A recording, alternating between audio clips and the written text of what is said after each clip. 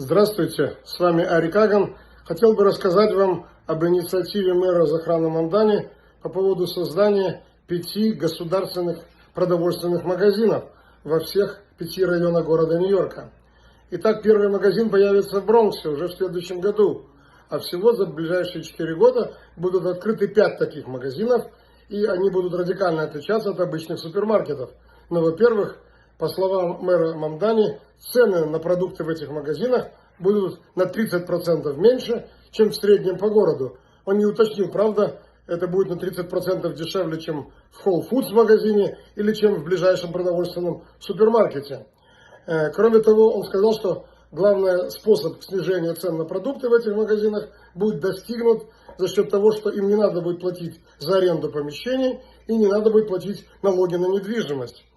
Город уже планирует найти некоторых частных контракторов, которые согласятся руководить такими магазинами.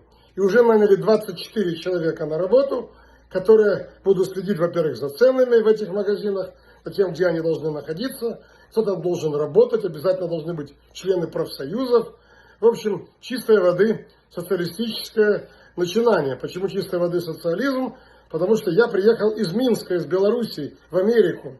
Я хорошо помню период Советского Союза, как приходилось стоять в очередях за самыми элементарными продуктами. Я уже не говорю, что началось в последние годы перед моим отъездом. Я приехал в Америку в 1993 году и хорошо помню огромные очереди в продовольственных магазинах Минска, а это столица Беларуси, в 1992 и 1993 году. Также я хорошо помню, хотя был ребенком, что такое Госкомцен, когда государство регулировало и определяло все цены на продукты. И вот такой мини-СССР Мамдани сейчас хочет воссоздать в столице мира, в Нью-Йорке. Он говорит, что это приведет к тому, что люди с низкими доходами в Нью-Йорке смогут сэкономить в год около $1000 на самые необходимые продукты. При этом он не учитывает некоторых других факторов. Но, во-первых, возможное разорение бакалейных лавок вблизи этих государственных продовольственных магазинов. Также не учитывает того, что люди могут покупать гораздо больше, чем им нужно, для того, чтобы перепродать это в других районах. Если цены такие дешевые, на 30% дешевле, чем в средних продмагазинах, почему бы не купить как можно больше тех или иных продуктов, там, фруктов, овощей, мяса, яиц, чего угодно. И потом перепродать это где-то либо с рук, либо на какую-то базу перепродать, заработать на этом деньги. Ну и, конечно, дефицит будет 100%, потому что все эти продукты, более дешевые, будут раскупаться очень быстро. Если, конечно, на входе в магазин не будет надписи, там, не знаю, 1 пачка яиц в руки или там 1 бутылка молока в руки. Это будет напоминать все, опять же, чистой воды Советский Союз. Уже Ассоциация бакалейных лавок города Нью-Йорка подала судебный иск против мэрии, протестуя против этой инициативы и говоря о том, что это подорвет их бизнесы. Причем нужно заметить, что владельцами бакалейных лавок в городе Нью-Йорке являются люди самых разных национальностей, религий. Это очень чаще всего иммигранты, которые построили этот бизнес с нуля, что называется. И они, как правило, не богатые.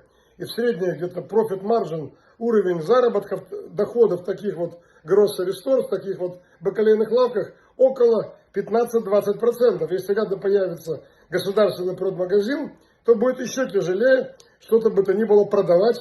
Мамдани держал вот там бананы, рассказывал, как будут бананы стоить там 20 центов за бананы, не так, как сейчас дороже намного стоит в других магазинах. Ну и уже известно, что фермеры на севере штата Нью-Йорка обещали, что они не будут поставлять продукты в эти самые государственные магазины. В общем, хотели как лучше, а получится как всегда. Можно прогнозировать, что очень скоро после открытия таких магазинов начнутся многочисленные проблемы. Я уже не говорю о том, что, по словам самого мэра, для того, чтобы организовать эти 5 государственных продовольственных магазинов, нужно из городской казны выделить $70 миллионов. Вдобавок ко всему, чтобы субсидировать потом эти продукты в этих магазинах, 30% вот эту скидку, нужно и в дальнейшем будет использовать деньги налогоплательщиков. То есть бесконечно за счет денег налогоплательщиков, нас с вами, надо будет финансировать вот этот социалистический эксперимент господина Мамдани. И все это вместо того, чтобы организовать настоящую конкуренцию продовольственных магазинов, чтобы было больше супермаркетов, больше продовольственных магазинов. Наоборот, мы сделали бы какие-то налоговые скидки для всех продовольственных магазинов города Нью-Йорка. Это дало бы гораздо больший эффект для оказания помощи нью-йоркцам, чем вот такой социалистический эксперимент государственные продовольственные магазины в столице мира. Но о чем тут говорить, если у нас мэр социалист, и он считает, что советский опыт самый лучший, кубинский опыт самый лучший, венесуэльский опыт самый лучший. В общем, социализм это прекрасно считает он, и будут дешевые цены на продукты, все будут счастливы. Правда, с 5 магазинов во всем городе, где живет 9 миллионов человек, я не думаю, что это решит проблемы с ценами на продукты, или кому-то это станет намного легче из-за того, что появится один магазин в каждом боро. Так что и в этом даже вопросе, который он так рекламирует, что это поможет многим людям, он и этого тоже не добьется. Но истратит очень много денег на налогоплательщиков. 70 миллионов это только первый взнос. И чиновников больше появится. С вами был Ари Каган. Я очень надеюсь, что этот эксперимент провалится и эти магазины в итоге закроются. Всего вам самого доброго.